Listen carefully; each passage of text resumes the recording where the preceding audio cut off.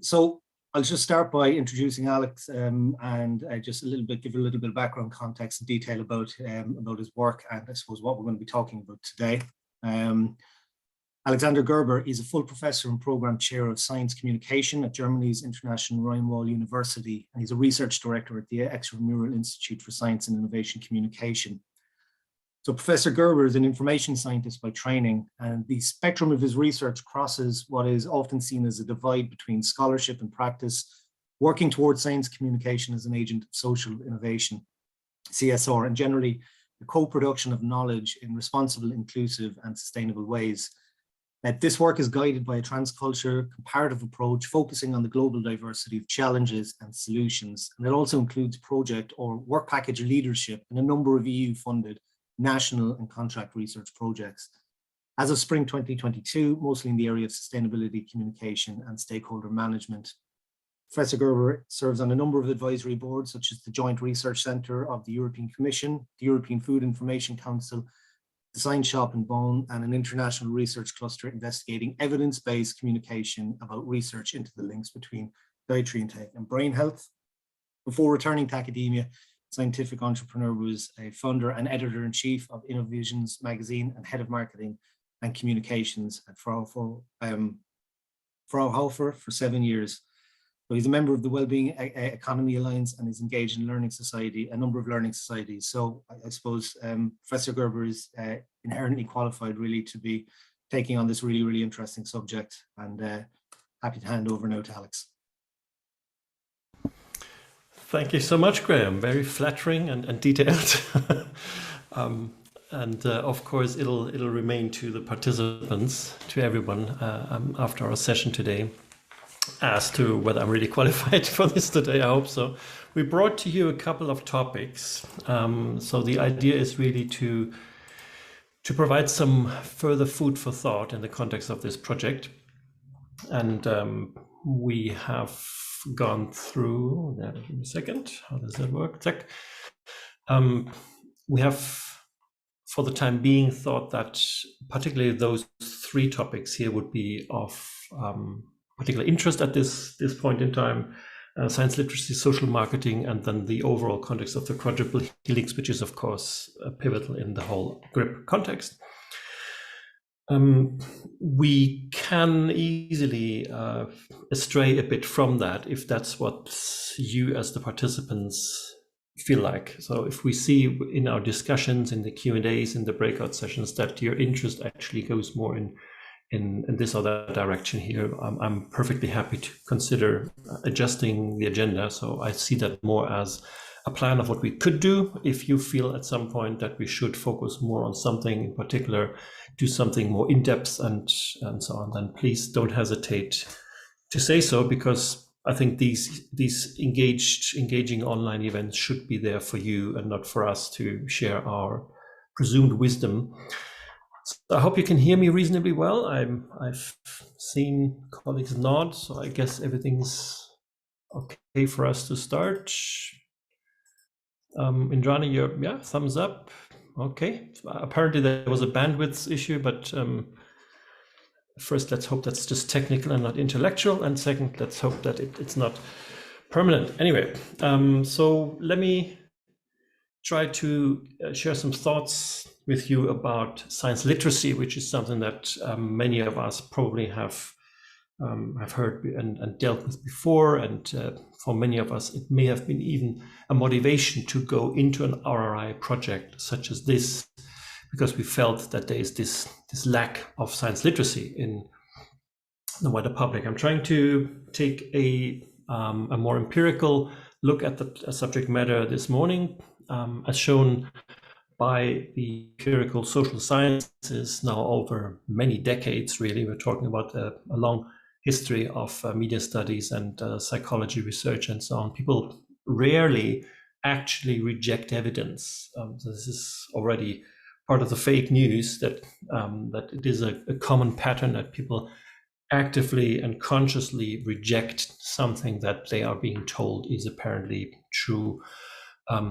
Particularly when it comes to things like public health, as we've just seen in the pandemic, such as social distancing, as long as the evidence is explained to them, due to, let's say, being uninformed or even misinformed. If they reject certain regulatory measures, it's rather because they process information, they process the information that's coming in ways of what we call motivated reasoning in social sciences. So trying to avoid having to abandon beliefs or allegiances, let alone behaviors that they've learned and loved and feel comfortable and passionate about maybe in the past. So change is really, or change resistance is really the main driver for people to not change their behavior, for people to be, wow, it goes automatically. I'm spinning myself up here. So that is the main driver for it, and not an active unwillingness to necessarily accept knowledge as we as scientific institutions might present them. And that empirical understanding of information behavior kind of contradicts many interventions that we see in public engagement, science outreach, whatever you may want to call it, particularly if those have focused on these outdated approaches towards media literacy, trying to provide citizens, or in our context also to provide the stakeholders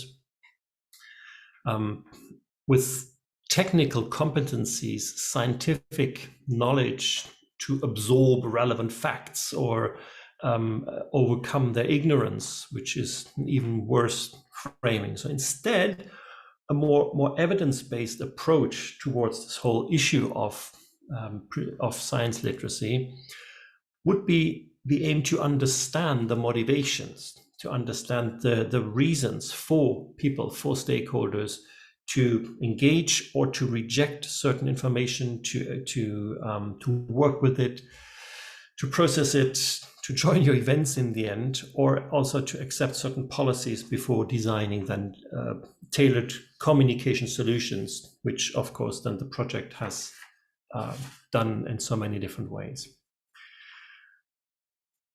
There are like interventions in also in media literacy, which I guess we're talking a lot about when it comes to science communication, can be understood as one of at least those 5 approaches from the scientific literature, and that is engaging young people. That would be more or less informal science education, as it's very often called in the US. Training the trainers, or integrating literacy in the curricula also of schools and the tertiary education. Then there's parental support and control. So again, we're still very much in this educational domain, and education policy. So if we talk about media literacy, you'll see the parallels to science literacy here. And these are usually the 5 different areas that are compared. And across these areas, media literacy has been praised as a pathway to agency and individual capacity to evaluate the veracity of information, to enable particularly young people to tell right from wrong, or in our science literacy context, good from bad science, for example. Yeah? And good in that sense, probably mainly meant methodologically. However, it has also been criticized that such approaches burden the individual stakeholder, the individual citizen, with responsibilities for that quality assurance, which may not necessarily be their job, their responsibility, as opposed to more statutory institutions, which may include the research performing organizations such as yours, or the governmental institutions, the regulators, the science experts, the actual providers of information, which includes the platforms such as Twitter and Facebook. So maybe they should actually assess and accredit the veracity of information and the quality of research that's being communicated, instead of us permanently trying to put that responsibilities on the shoulders of people and institutions who had never had any intention to do that in the first place. So while many previous literacy programs have been, let's say, evaluated quite positively, they do very significantly vary in methodological terms, which makes, unfortunately, the comparison between those rather complicated and difficult. I've got I'm not sure if the source is probably at the end of the slides. If not, I'm happy to send it afterwards. But there's this meta-analysis here, which has made quite a few waves, even though it's a few years ago. A meta-analysis of more than 50 media literacy interventions by C. Hong Yong and colleagues in 2012. And that, if I may summarize that just briefly, to give you basically the leading edge of what social science knows about media literacy nowadays. They found it to be more effective in indirectly building an evaluatory capacity among people to assess the veracity or the bias of information than to have a more direct impact on people's behavior attitude. So it's not that we're directly influencing what they do or what they think, but it's more the critical thinking that can be encouraged by it. And the analysis also found that the fewer steps any intervention in this, any project, any campaign in that regard has, the fewer steps it has, the more effective it tends to be, possibly due to the reduced cognitive efforts on the recipient or the learner.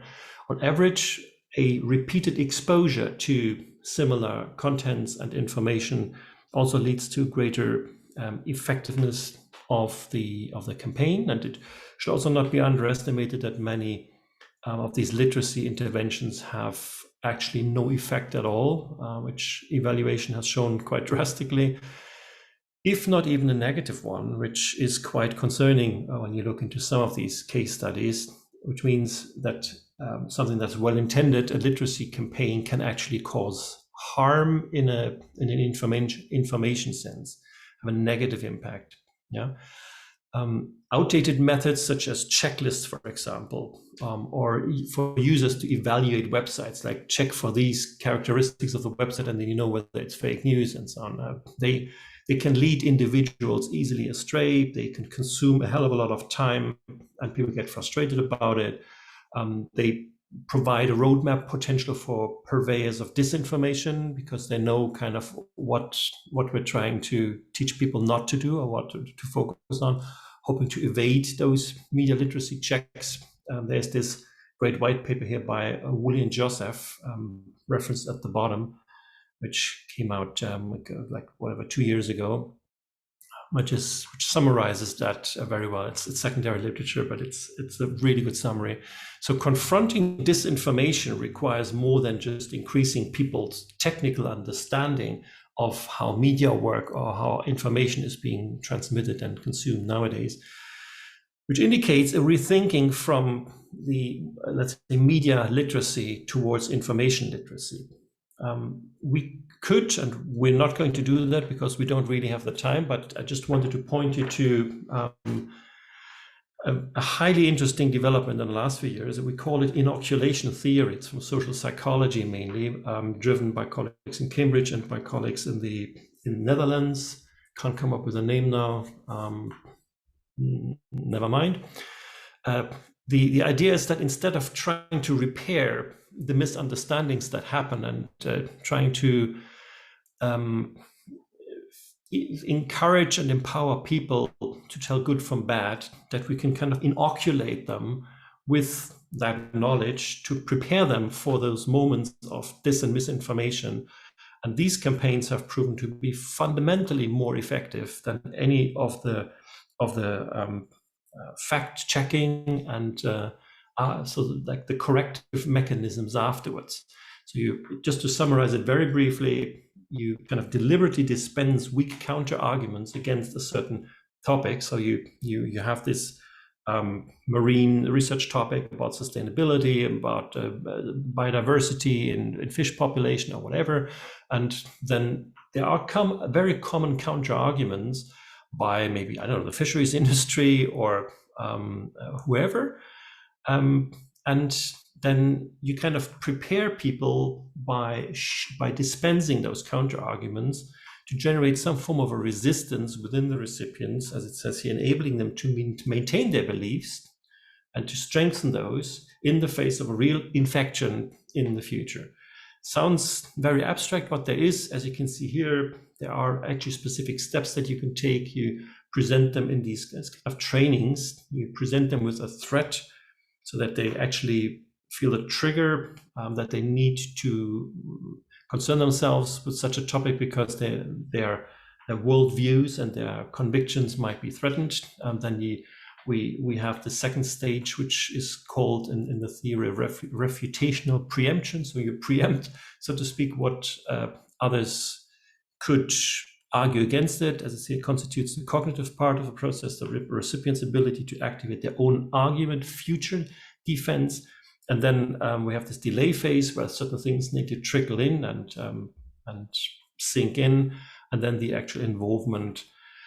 It is a really interesting development. We're really talking about something that has been making waves just for a couple of years now, kind of reinventing how media and science literacy have been thought about for many years. We haven't actually seen many research projects in this domain, particularly. I don't know of any actually in the context of science and innovation. So whoever wants to write the next project proposal, there might be one we might be thinking about. So that is just a bit of food for thought, since we didn't want to make this too ex cathedra this morning, for me talking to everyone. The idea was that I give another couple of ideas now about social marketing. I think I'm still way under my 20 minutes originally, since we started a few minutes late. So I'm still trying to keep to the agenda. Social marketing should be, I think, a little bit shorter. Let's see. It is, again, a bit of a different angle to what we've done in the project, since we're obviously approaching the end of it, trying to encourage maybe further fresh thinking as to how we can leverage also the results of the GRRIP project. So that'll also only just take 10-15 minutes, and then we go directly into a breakout session, if that's okay with everyone. Maybe I pause for just a second to see whether there are already any fundamental questions as to anything I've said. Is anything if there's anything that I've said in the last, 20 minutes, entirely confusing or misleading? Okay. I see Gordon's praise in the chat, but otherwise no hands up or... So I thought, Alex, is there any way that GRRIP can implement the inoculation theory in its final 6 months in a little mini trial? We didn't think of it in the beginning to implement, a mini test case. I mean, it's an experimental method, which means it can't just be done quickly. You really would have to set up an experimental setting with actual, real people in a laboratory setting. So theoretically, anything is doable, but I suppose we'll probably quickly run into the resource issue again. It would have to be, the research design is straightforward, probably be done within a week. The experiments, if you have the people there and a good sample, then maybe also just a couple of weeks, but then of course that data needs to be analyzed. And even Gordon thinks we haven't done enough yet in GRRIP. I thought that was already sorted. But anyway, let's think about it. Yeah, thanks for the encouragement. So if there are no immediate questions, I go straight forward to social marketing. That's okay. Yeah. If the system lets me, here we go. And in the context of sustainability, obviously, or our project. Wow. So we've been talking a lot about public engagement with science and technology, I suppose, in GRRIP and in the other contexts in which many of us have engaged over the last years. What is important, and that's also in connection to the science literacy and media literacy chapter just now, is that public engagement was never meant to be purely educational and could almost be seen as the opposite. It facilitates that non-linear mode of communication. It's not unidirectional. So it is about this engaging with stakeholders to learn about them and from them. It's supposed to increase the stakeholder inclusion in terms of transparency of the decision-making processes within the RPO, the research performing organization, and it embraces a more deliberative compared to a participatory model of even democracy and policy, that even the decision-making as to research agendas, for example, methodological approaches, uses of data, technology transfer, and so on, is supposed to be more deliberated with the stakeholders instead of just presented to them at an annual event or report. This includes, which may sound irrelevant, but I think it's just an aspect we have never really discussed. This also includes formal public engagement as a statutory requirement in certain regulatory processes. That sounds very abstract, but it actually means if even one of your experimental sites is being laid out offshore near the beach, there is a regulatory process in place where the municipality or the regional authority or even some national directorate will have to agree to, like, is whatever they're doing down there in Swansea, is that responsible? Is it ethical? Is it technological? What are the risks? How are they mitigated? And so on. And that also often includes a mandatory engagement process in the meantime, where you have to prove that the local stakeholders have been involved and so on. So that's something that RI often doesn't look into. It looks into it as a voluntary exercise, even though much of this is in the meantime very much part of a green lighting process or an approval process by official authorities. A slide I've been using for a couple of years is that one here of RI really trying to drive public engagement upstream compared to downstream, where it's about sharing results of the science, is that we're trying to bring people upstream the knowledge creation process. And it's often framed as that this is all fueled by these science controversies. We could probably add the pandemic here immediately, that people are questioning, and that this is all becoming a matter of trust, that stakeholder trust is something very delicate that we need to develop and to maintain. And this is meant, this has meant that scientists and well, all of us basically are trying to find ways to engage in meaningful and earlier stages of the process, which is where RI is trying to make that point. And when now new technologies emerge, it can be beneficial to discuss these ethical, legal, and social implications with the stakeholders much earlier. The picture, by the way, is only borrowed from a salmon advertisement, so it's actually not about public engagement after all, but it is about the salmon and the bear. So if we talk about marketing, and you obviously know the cartoons, and you've deserved a bit of jolliness this morning, I suppose. Then why isn't marketing, if we talk about marketing, why isn't that illegal? Think about it for a moment. Well, the dude says only because it doesn't work most of the time. That already says a lot about what we need to talk about, and we may need to ask ourselves why that is actually funny, why we laugh about that, and why it could matter for science communication, for public engagement with science. I'll give you another example where we might ask ourselves the same question. I don't see why engineers get paid more than marketing professionals. And he says, well, maybe because engineers designed and built every important part of modern civilization, and all you did was misrepresent it. My point is that you need both.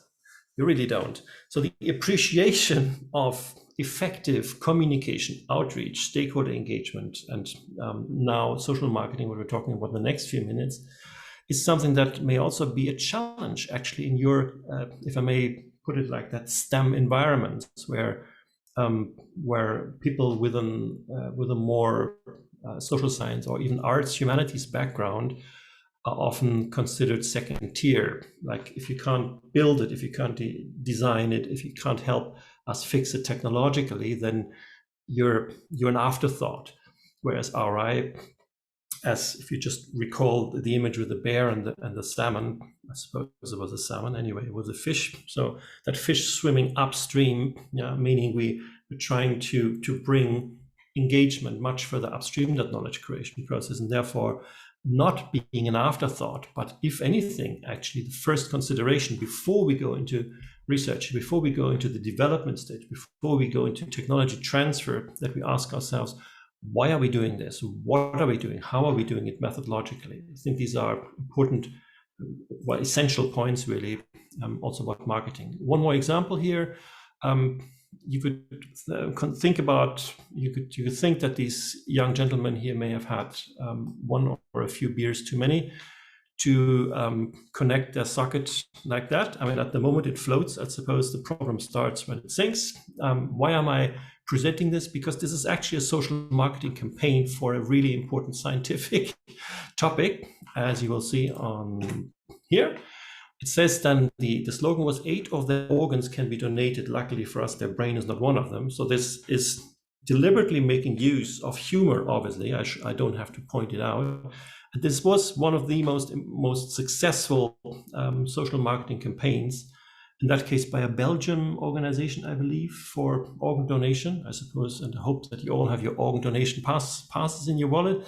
That was just, anyway. So this was the official campaign, and as you can see, they've used certain marketing principles that we would normally only know from product design or from product marketing for something as important as organ donation. So what makes marketing social? What can make marketing social is probably what I should be asking. And what makes science communication engaging? If we ask ourselves those two questions, the organizations you may want to look at are, and that's an interesting one, is the International Social Marketing Association. Been a member for a couple of years. They do hold regular webinars and so on. I don't get any money for promoting them here. Just saying this is one of the organizations that is often not considered in this whole RI domain because it's more, in the marketing direction. But maybe we have to think more out of the box, more boldly about actually marketing the responsibility also of science and innovation, instead of waiting for people to adopt it and accept it and join the game. So what makes marketing social? The consensus definition, which these organizations up there have come up together as a very complicated, longish, tedious process among thousands of members, was that social marketing seeks to develop and integrate marketing concepts with other approaches to influence behaviors that benefit individuals and communities for the greater social good. And there you can already see all the parallels to RI, that if we develop new knowledge, if research and innovation happens for the greater good, so to speak, we come to Quadruple Helix and that a bit later in today's session, then the question is really, how can we use marketing tools, mechanisms, principles to be more effective in doing that? It's a practice that's guided by ethical principles, which is highly important, because you could also easily discuss the aspect of marketing being manipulation and making people buy things that they may actually not need. Happens all the time, I guess. So it's a lot about social desirability, which I suppose is the most favorite term that someone like René von Schomburg would put forward when it comes to RI. He would probably argue, if it's not about the desirability, whether society needs that in the first place, we're failing the whole RI endeavor. It seeks to integrate that research, best practice theory, audience, partnership insights to inform the delivery and competition-sensitive and segmented social change programs that are effective, efficient, equitable, and sustainable. Just no real details here, but that was this consensus process where they've asked really thousands of members in all of these organizations. The one is the Australian one, the other is the World Organization, and there's the European one. They asked them what the most important aspects of social marketing were, and then basically aligned along the whatever top 5 principles, then a membership trawl, as they call it. So it's like measuring behavioral objectives, using audience insights to understand your stakeholders again, to focus on the projection of social good, to use audience segmentation and apply data and behavioral theory in these programs. This all goes back quite far. The original publication was Kotland-Zeltman already in 1971. That is, in the meantime, a historic document, so no need probably to revisit the original paper, but they already spoke of programs that are calculated, to influence the acceptability of social ideas. So you have this idea again of social change and of institutional change very much in there, which apparently RI is all about. The use of marketing principles and techniques to advance a social cause, an idea or a behavior. In contrary to commercial marketing, the social marketing not advertise a specific product or service, but a new behavior. We want to encourage, for example, a more environmentally sustainable behavior, and then we're using the marketing tools to achieve that. This could be about, as you see with the 4 points below, accepting a new behavior, rejecting an undesirable behavior like smoking. Apologies to all the smokers among us. Modify a current behavior like hand sanitizing and whatever it was called, wearing a face mask. Shouldn't talk past tense, it's coming back in the autumn to all of us, I suppose. And abandon old undesirable behaviors such as drinking untreated water. So these are different aspects of kind of the same thing, but they might apply to different cases in very different manners. You have these classic 4 Ps. Anyone who's ever taken a marketing course has probably come across those. It's about product, price, place, and promotion. And they are kind of reconsidered in the social marketing concepts. Like it's more, as you can see on the right-hand side, about those behavior change aspects that I've just gone through.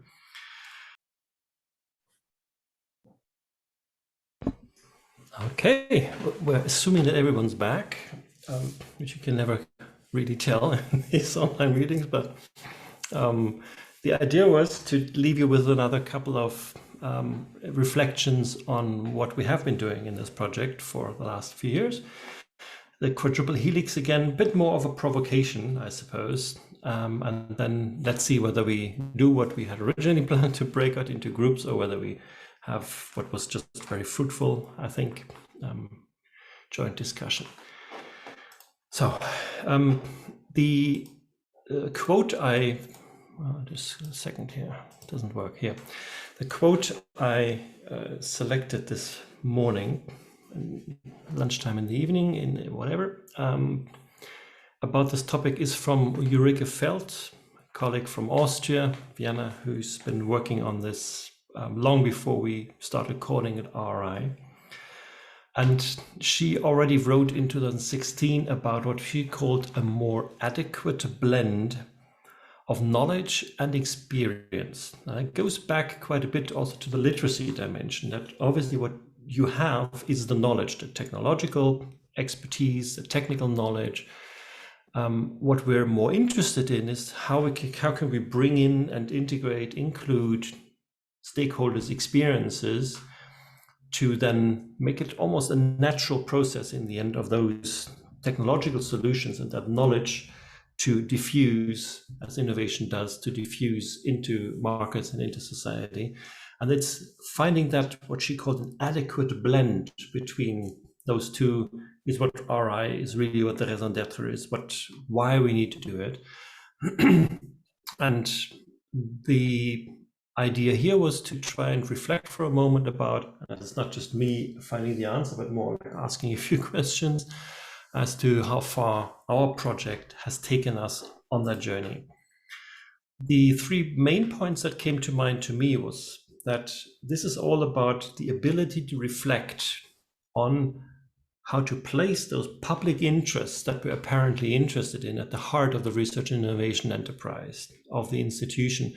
So again, it's not an afterthought of disseminating our successes or of selling our technologies, but if we're really interested in people's expectations, needs, concerns, anxieties, and so on, so how can we even just methodologically put those public interests at the heart of what it is that we're doing in an RPO, in a research performing organization? The second point was RI as such has originally been conceptualized as a transformative process. It's supposed to transform the organization and its biosphere, its environment, and therefore inevitably it was supposed to challenge whatever the actors, the presumed and perceived actors, main actors and practices were in the past, to challenge those and change that, the idea of institutional change. You could argue that RI has not necessarily achieved that sufficiently, but that it has ended up a lot with these checkboxes and tick boxes that, you know, you have that gender equality plan and you file it somewhere in a file cabinet, and that makes you a socially inclusive and gender equal organization. Obviously it doesn't. It's much more complex than that. So the change processes, which are often culture change processes, are they as transformative or not? And if so, what could be the elements that allow RI to be more of a culture change process, an institutional change process, than just checking those boxes, delivering towards those KPIs, so that the funder in the end is happy that we've reached out to these and those stakeholders. The third point, and that's again where we come back to the process dimensions, which I've always found particularly helpful. Not sure if that is the same. If I know that jargon has been a challenge also in this project with colleagues who normally don't deal with that, but if we try to put it into a nutshell, that RI is all about being able and willing, probably willing and able to explain how the institution intends to anticipate those ethical, legal, and social implications of its work, and anticipate really beforehand. So not just explain afterwards how we believe is all responsible, but how we can anticipate also potential caveats by our stakeholders, and then build that into, for example, the data collection, that we already include those very early on before we take the first samples or probes or test the first prototypical devices. Before any of this happens, that we actually hear about those concerns systematically, or hopes and needs. It doesn't always have to be negative.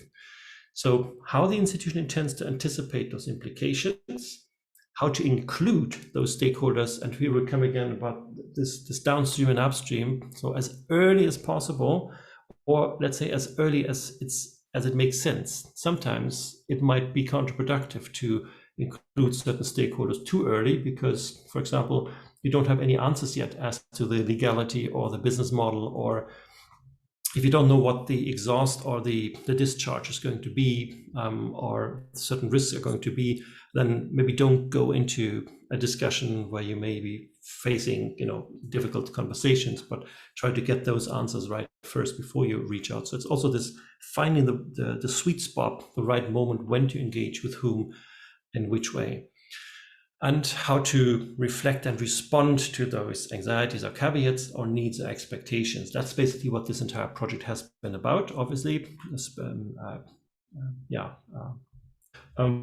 been snorkeling around, that's how it felt to me, around social marketing today, and science and media literacy, and the Quadruple Helix, and now even adding a fifth dimension. And we've also done then a couple of more deep dives here down the reef into aspects such as the replicability of a project like this and upscaling it, the domain-specific secrets of success, which are all aspects that we may actually want to follow up on, because there is a rich source of experiences in this project. And then just thanking everyone to join us today for those deep waters of communication, as our working title, which will remain the title of this session today, was. Good luck with what we as divers would call the pressure equalization when you go back up to the surface. Be careful about that you do this in due time in the afternoon, and let's see how the surface looks like. It won't look as exciting as the deep dive that we did today, I suppose.